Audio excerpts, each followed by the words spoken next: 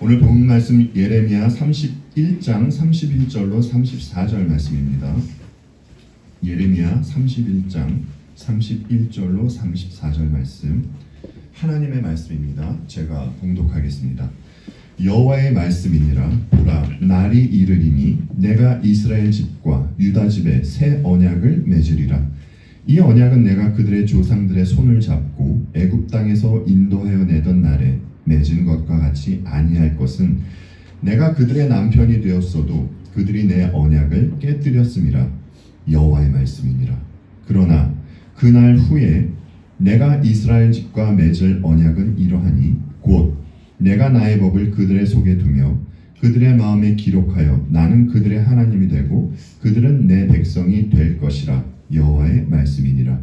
그들이 다시는 각기 이웃과 형제를 가르쳐 이르기를 너는 여호와를 알라 하지 아니하리니, 이는 작은 자로부터 큰 자까지 다 나를 알기 때문이라. 내가 그들의 악행을 사하고 다시는 그 죄를 기억하지 아니하리라. 여호와의 말씀이니라. 오늘은 여러분들께 저희들이 너무나 잘 알고 있는 내용으로, 정말 어떻게 보면은 뻔한 내용으로 함께 말씀을 상고하고자 합니다. 그 혹자가 그러더라고요. 이 시대는 유튜브 시청자가 많아진 대신요, 책을 보는 사람의 수는 줄었다고요. 그럼에도 불구하고 이 시대는 수없이 많은 책들이 있습니다. 모든 책에는 책이 말하고자 하는 그 중심 주제가 있죠. 심지어 아이들이 보는 동화책이나 만화책에도 이 책의 중심 주제는 있습니다. 이 중심 주제를 놓치면 책을 읽긴 읽어도 잘못 읽는 것이 됩니다. 그러면 성경책은 어떨까요, 여러분? 예, 성경도 마찬가지입니다. 성경 안에도 중심 주제가 있어요. 여러분께서 아시듯이 성경 안에는 4가지의 중심 주제가 있죠. 그것이 뭐죠, 여러분? 예수 그리스도, 구속사, 하나님 나라, 그리고 오늘 말씀드리고자 하는 언약, 이 4가지입니다. 오늘은 이 중에서 이제 언약의 하나님에 대해서 간단히 살펴보면서 노아 언약과 다윗 언약으로 신실한 언약을 지켜나가시는 우리 하나님에 대해서 말씀을 드리고자 합니다. 신앙생활을 하는 자녀들이 자기가 믿는 하나님이 어떤 분인지 아는 것은 가장 중요한 것이다 라고 말씀을 드렸죠. 여러분은 이 말을 귀에 닿지가 않도록 많이 들으셨을 것입니다. 이미 오늘 그 오전 예배 때도 들으셨잖아요. 성경은 하나님을 언약의 하나님으로 소개해요.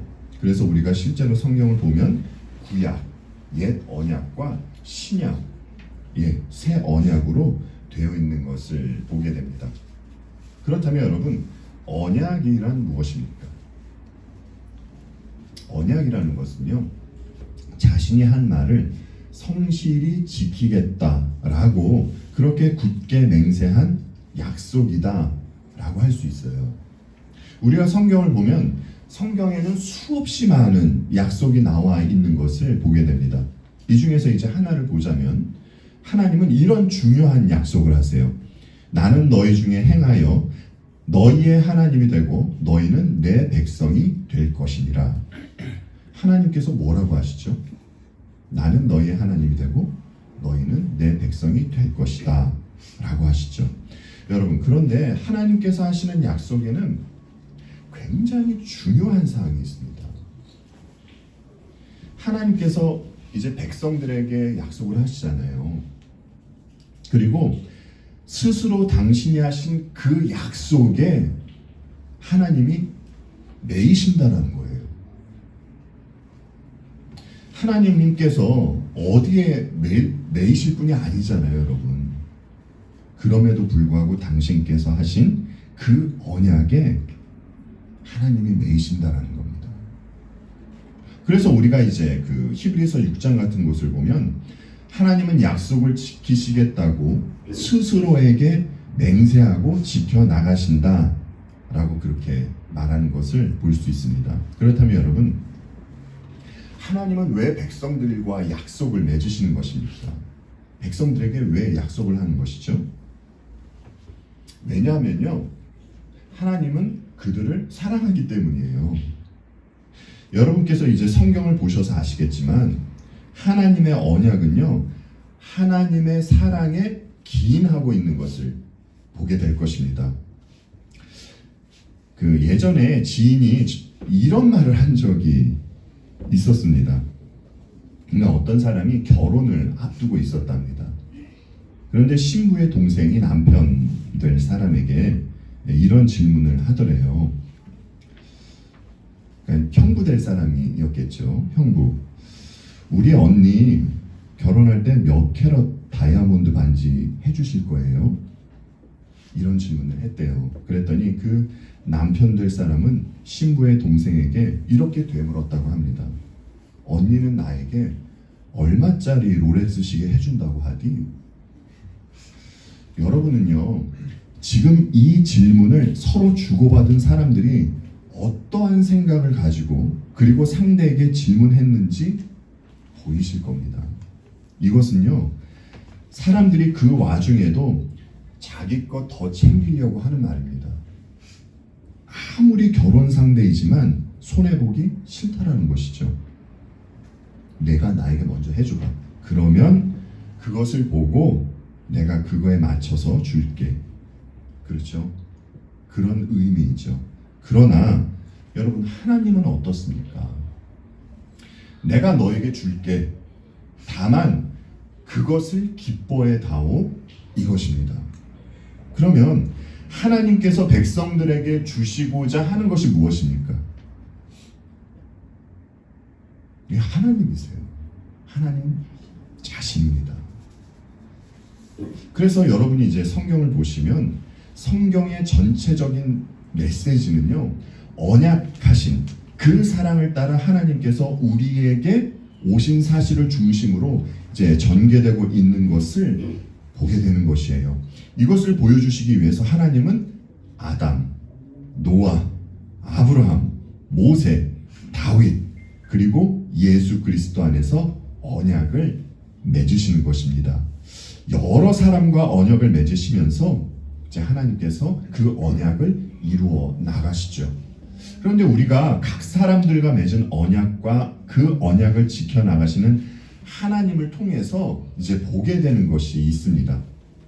그것은요, 하나님이 사람들을 상대하면서 그 상대하는 것을 보면서 인간이 누구인지 그 인간을 보게 되고, 또한 하나님이 누구이신지 보게 된다라는 거예요. 이제 사람들이 하는 말 중에 가만히 생각해 보면요, 사람의 특징을 아주 잘 나타내 주는 말이 있습니다. 여러분도 많이 들어보셨을 겁니다. 변덕이 죽을 듯한다. 그렇죠? 예, 사람의 죄성이 변덕으로 그렇게 나타나는 것 같아요. 여러분 보세요. 남북이 서로 악수한 지가 얼마 되지가 않습니다. 그런데 지금은 어떻습니까? 드론을 띄웠다가 미사일도 쏘아대지 않습니까? 남북이 협정 맺은 것을 신뢰할 수가 없어요.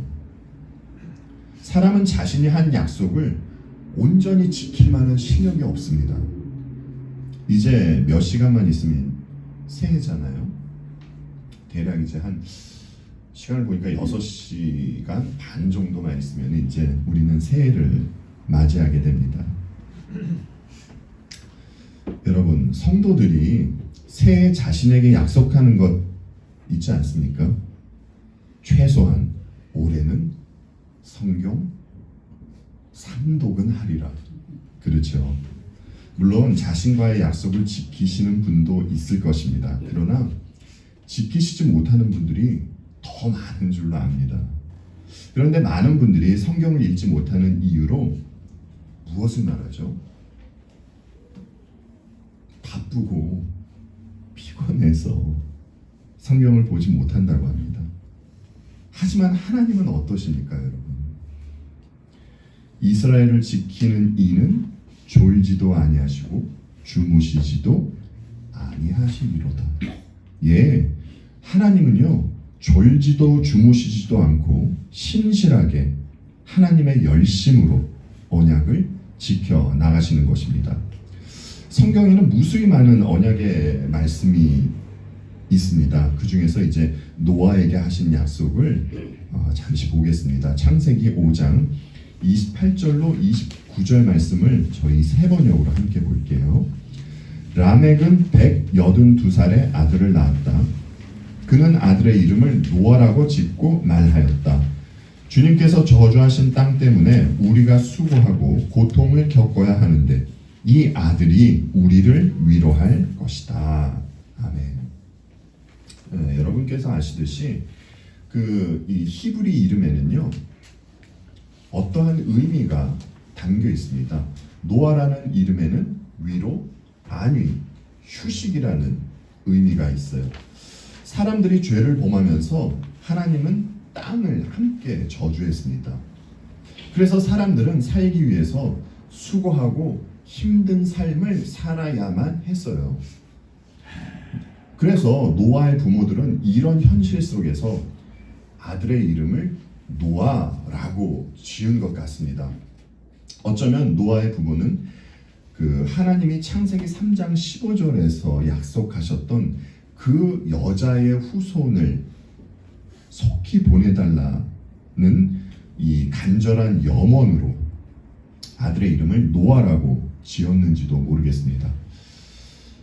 성경에서 이제 하나님의 심판을 보여주는 대표적인 곳이 노아의 홍수 사건입니다. 노아 시대에는 사람의 죄악이 세상에 가득했죠. 마치 이 시대와 같이 말입니다. 그리고 사람의 모든 계획이 항상 악했습니다. 이것도 이 시대와 같죠. 하나님은 이런 사람들을 보시고 물로 심판하십니다. 하지만 하나님은 당신께서 창세기 3장 15절에서 하셨던 약속의 말씀을 기억하세요. 여러분, 세상에 있는 모든 사람을 심판하면요, 그러면 어떻게 되겠습니까? 창세기 3장에서 약속하셨던 그 여자의 후손이 올 수가 없잖아요. 그래서 모두 심판받아 마땅한 세상 가운데서 노아를 택하신 것입니다. 그러면 노아는 어떤 사람이기 때문에 하나님은 노아를 선택한 것입니까? 그가 온전한 거룩 이유로 보여져요. 창세기 6장 8절에서 이런 말씀을 하시잖아요. 그러나 노아는 여호와께 은혜를 입었더라. 그는 하나님으로부터 은혜를 입었기 때문에 그래서 택감을 받은 것입니다. 하나님은 당신의 언약을 지키시기 위해서 한 사람에게 은혜를 베풀어 주시사 그를 통하여 언약의 말씀을 지켜나가고 있는 것이에요. 그리고 하나님은 홍수 심판 후에 언약을 말씀하시면서 보여주시는 것이 있습니다. 그것이 무엇이죠? 무지개를 보여주세요.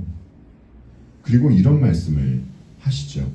내가 나와 너희와 및 육체를 가진 모든 생물 사이에 내 언약을 기억하리니 다시는 물이 모든 육체를 멸하는 홍수가 되지 아니할지라. 하나님께서 이제 무지개를 보여주시면서 다시는 물로는 심판하지 않겠다는 약속을 하십니다. 그리고 계시록을 보면 이런 장면이 소개돼요.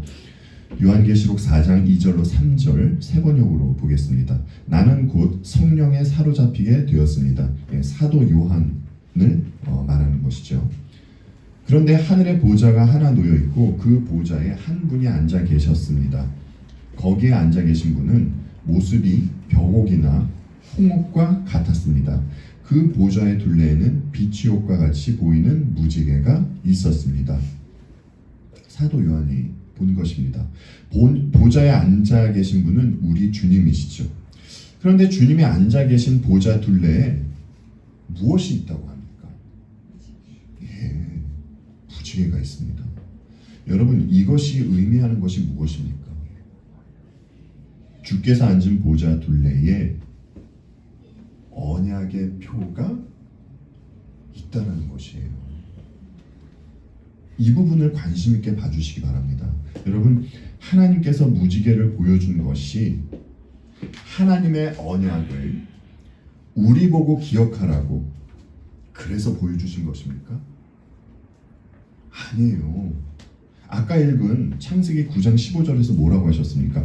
내가 내 언약을 기억하리니, 언약의 주체는요 하나님이세요. 하나님께서 그 무지개를 보시면서 당신께서 놓아 세우신 언약을 기억하시겠다라는 겁니다. 그래서 하늘 보좌, 주님이 앉은 보좌 둘레에 언약의 표인 무지개가 있는 것이에요. 그러면 우리가 노아 홍수 사건을 보면서 어떤 하나님을 보고 알게 되는 것입니까? 언약을 세우시고 세우신 언약을 기억하시며 그 언약을 신실히 지키시는 하나님, 하나님이 바로 이런 분이라는 것을 우리는 성경을 통해 보고 알게 되는 것입니다. 다윗 언약에 대해서도 잠시 보겠습니다. 다윗 언약에 대해서 이제 살펴보기 전에 이 말씀을 드리고 싶습니다. 우리는 삶을 살아가면서 참 여러 일들을 겪습니다. 그리고 그 일들을 겪으면서 우리가 겪게 된 그 일의 상황을 이제 해석하게 되죠. 우리가 믿는 하나님은 무한하신 하나님이잖아요. 그러나 우리는 유한하고 시공간의 제약을 받습니다. 그래서 우리는 당시에 벌어진 사건을 성경적으로 온전히 해석하지 못할 때가 있습니다. 사실 거의 대부분이 그렇습니다. 우리가 어떤 상황에 처했을 때 그 상황이 우리의 감각적으로 느끼기에 좋으면 좋은 일이고 나쁘면 나쁜 일이라고 그렇게 쉽게 상황을 판단하곤 합니다. 하지만 시간이 흘러서 우리가 처했던 상황을 이렇게 뒤돌아보면 당시의 상황을 해석했던 것보다 더 객관적으로 이제 판단하게 되죠. 다윗은요, 자신의 생이 끝나갈 무렵에 언약의 진정한 의미가 무엇일까 상고해 보았습니다. 사무엘하 23장 말씀입니다. 이것은 다윗이 마지막으로 남긴 말이다. 이새의 아들 다윗이 말한다. 높이 일으켜 세움을 받은 용사, 야곱의 하나님이 기름 부어 세우신 왕, 이스라엘에서 아름다운 시를 읊는 사람이 말한다. 주님의 영이 나를 통하여 말씀하시니 그의 말씀이 나의 혀에 담겼다. 이스라엘의 하나님이 말씀하셨다. 이스라엘의 반석께서 나에게 이르셨다. 모든 사람을 공의로 다스리는 왕은, 하나님을 두려워하면서 다스리는 왕은 구름이 끼지 않은 아침에 떠오르는 맑은 아침 햇살과 같다고 하시고 비가 온 뒤에 땅에서 새싹을 돋게 하는 햇빛과도 같다고 하셨다. 진실로 나의 왕실이 하나님 앞에서 그와 같지 아니한가. 하나님이 나로 더불어 영원한 언약을 세우시고 만사에 아쉬움 없이 잘 갖추어 주시고 견고하게 하셨으니 어찌 나의 구원을 이루지 않으시며 어찌 나의 모든 소원을 들어주지 아니하시리라. 다윗은 하나님의 언약에 대해서 이야기를 합니다. 그런데 다윗이 말하는 하나님의 언약에는요, 두 가지 특성이 있는 것을 보게 돼요. 첫째는요, 하나님의 언약은 영원하시다라는 거예요. 다윗이 한 말의 의미는 이런 것입니다. 아까도 말씀드렸듯이 사람은요, 사람과 사람이 약속을 해도 그 약속은 언제든지 무효가 되고 파기될 그런 가능성이 있습니다. 그러나 하나님께서 한번 하신 약속은요, 절대로 파기되지가 않습니다. 이 말은 사람의 어떠함에 관계가 없이 하나님은 하나님의 약속을 신실히 지켜나가신다라는 것이에요. 여러분, 이것을 잘 보여주는 대표적인 책이 무엇입니까? 호세아서잖아요. 여기서 이스라엘을 상징적으로 보여주는 여인은 고멜이라는 창녀입니다. 이 여인은 남편이 있음에도 불구하고 간음을 하고 다녀요.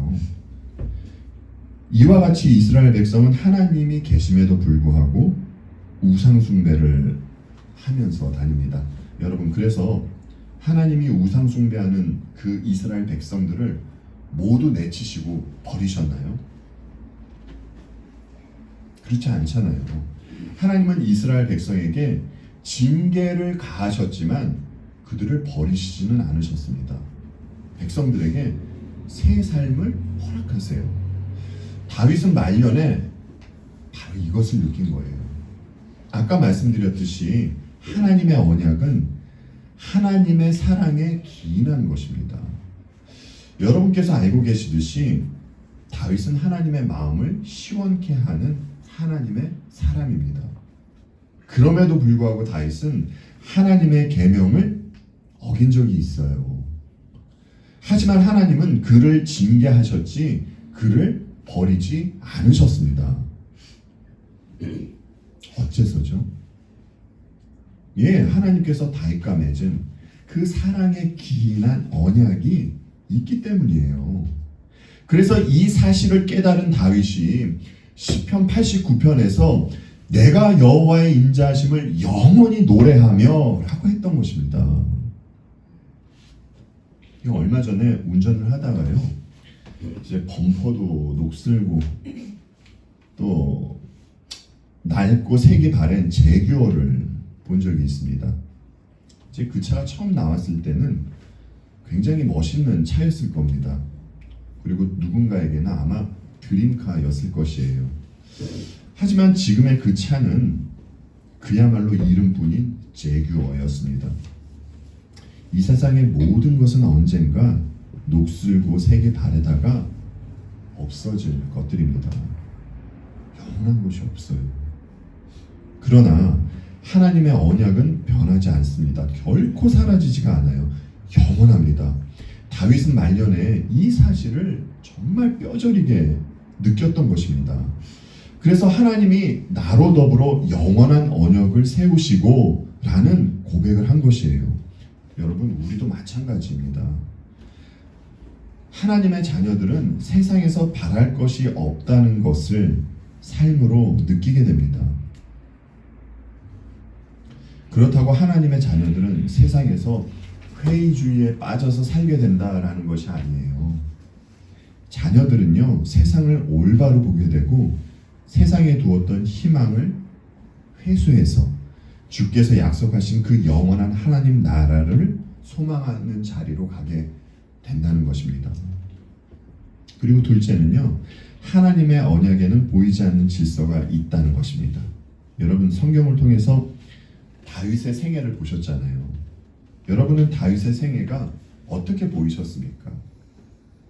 사실 그의 생애를 외적으로 보자면요, 하나님께서 다윗에게 한 그 언약이 취소된 것처럼, 마치 취소된 것처럼 그렇게 보여질 때도 있는 것이 사실입니다. 하나님께서 다윗에게 하신 약속을 정말 지키고 계시는지, 그 약속을 어떻게 성취하고 계시는지 의문을 들게 하는 상황들이 너무나 질비해요.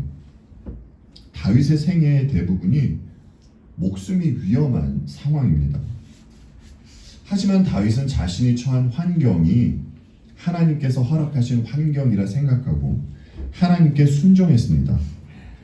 여러분, 다윗은 하나님께서 무엇을 하고 계시는지 잘 알고 있기 때문에 그래서 다윗은 순종했을까요? 아니에요. 다윗은요, 그저 믿음으로 순종한 것입니다. 그의 인생을 보면 정말 때로 그 실타래가 엉겨 있는 것처럼 그렇게 보이는 부분이 있습니다. 그러나 하나님은 보이지 않는 곳에서 당신의 뜻을 이루기 위해 질서 있게, 질서 정연하게 그 뜻을 이루어가고 계신 것을 우리는 성경을 통해서 보게 되는 것입니다. 너무 진부한 말 같지만 당연하고 중요해서 말씀을 드립니다. 우리 중에는 다윗이 겪은 어려움을 겪은 이가 없을 것이에요. 아무리 어려운 일을 겪어도 다윗만큼은 아닐 것입니다. 하지만 여러분 각자가 처한 어려운 상황이 있을 줄로 압니다. 여러분, 이때 우리가 어떤 생각을 가장 많이 합니까? 내가 하나님의 자녀 맞나? 서부터 별의별 생각을 다 하게 됩니다. 하지만 그러다가 결국 우리 주님 예수 그리스도 앞으로 오게 되죠. 다윗뿐만이 아니라 우리의 삶도 실타래가 엉켜 있는 것처럼 그렇게 느껴질 때가 있습니다. 그러나 하나님은 다윗에게 그러하셨듯이 비록 우리의 눈에 보이지는 않지만 선하신 당신의 뜻을 이루기 위해서 질서 있게 그 뜻을 이루어가고 계시다는 것을 우리는 망각해서는 안 될 것입니다. 성경에서 하나님이 다윗과 언약을 맺은 것을 보여주는 곳이 사무엘하 7장입니다. 이 중에서 13절을 보시면 이런 말씀을 하세요. 그는 내 이름을 위하여 집을 건축할 것이요 나는 그의 나라 왕위를 영원히 견고하게 하리라. 하나님께서 나단을 통하여 하신 이 예언의 말씀은 가깝게는 솔로몬을 가리키는 것이고요, 궁극적으로는 오실 메시아 우리 주님 예수 그리스도를 가리키고 있는 말씀입니다. 그런데 정말 예언의 말씀대로 예수 그리스도께서 이 땅 가운데 오셨어요. 그가 오셔서 아담이 실패한 것, 이스라엘이 실패한 것을 다시 회복시키시는 일을 하십니다. 환원하자면 예수 그리스도가 오셔서 새로운 출애굽을 하시는 것이에요. 그래서 여러분 기억하실 것이에요.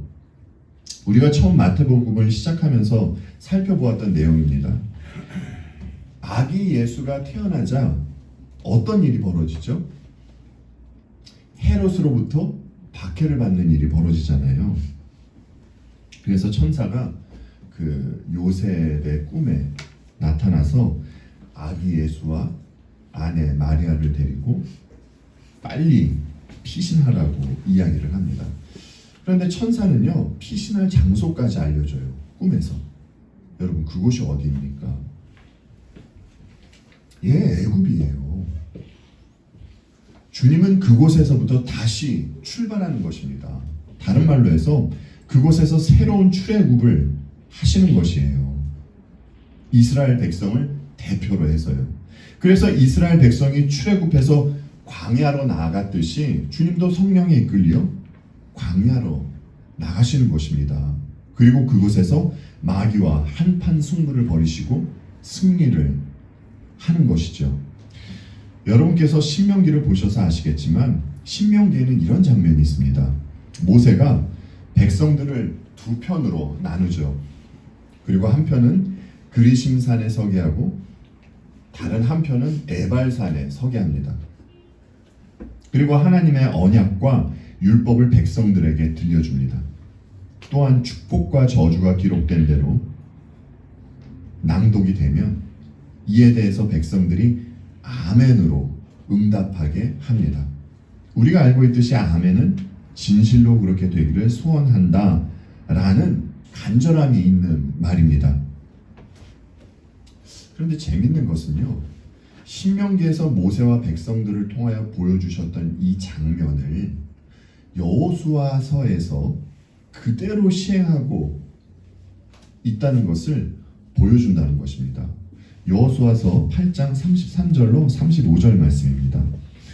온 이스라엘 백성은 장로들과 지도자들과 재판장들과 이방 사람과 본토 사람과 함께 궤의 양쪽에 서서 주님의 언약궤를 맨 레위 사람 제사장을 바라보고 서 있었다.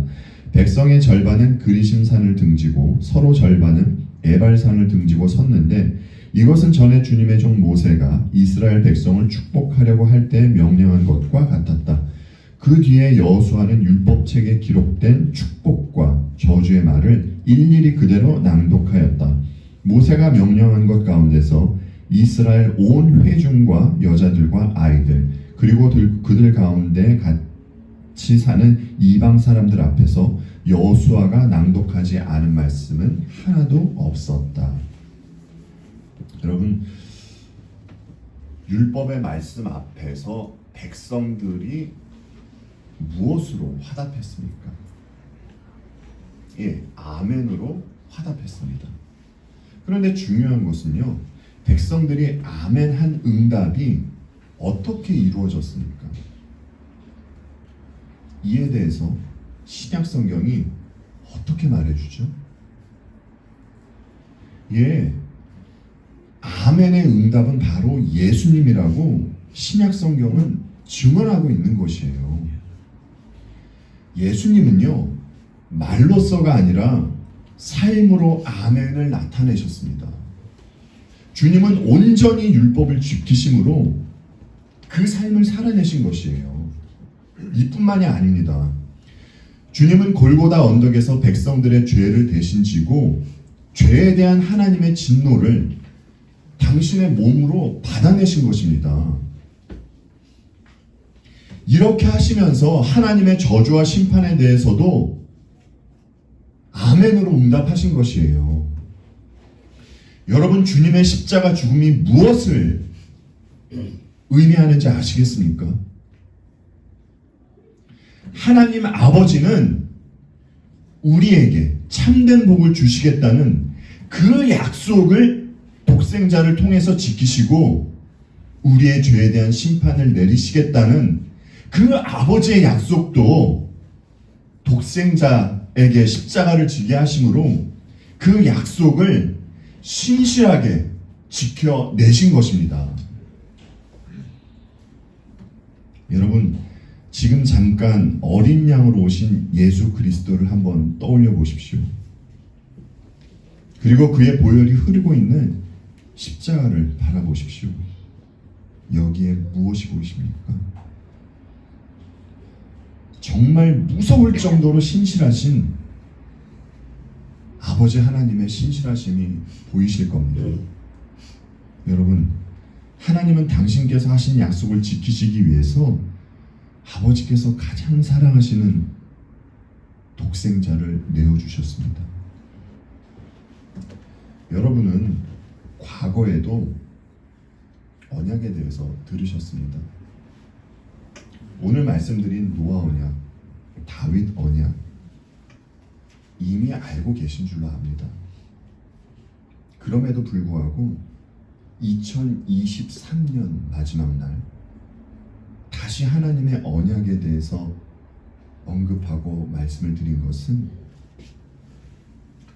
저와 여러분의 인생이, 우리의 인생이 이렇게 선하고 신실하신 하나님의 손에 붙잡혀 있는 것이라고 리마인드 시켜드리고 싶어서입니다. 하나님은 창세전에 십자가 사건을 계획하셨습니다. 그리고 오랜 기간을 걸쳐서 마침내 계획하셨던 것을 이행하셨습니다. 이것이 반드시 우리 마음판에 새겨야 하는 언약의 메시지인 것입니다. 이렇게 신실하신 예수 그리스도는 우리에게 이런 말씀을 하십니다. 볼지어다 내가 세상 끝날까지 너희와 항상 함께하리라. 이 말씀을 주신 우리 주님은 눈에 보이지는 않지만 지금 이 시간도 우리와 함께하고 계신 것입니다. 우리에게 주어진 한 해도 우리 주님 예수 그리스도 안에서 우리 아버지의 손길 속에서 살아간다는 그 믿음으로 이 땅 위에 임한 천국, 그 천국을 풍성히 누리며 살아가는 우리 베리트 개혁 장로교회 모든 성도님들이 되기를 바랍니다. 여러분들은 이미 예수 그리스도로 말미암아 하늘의 참된 복을 다 받으신 분들입니다. 그럼에도 불구하고 인사드립니다. 새해 복 많이 받으십시오. 기도하시겠습니다.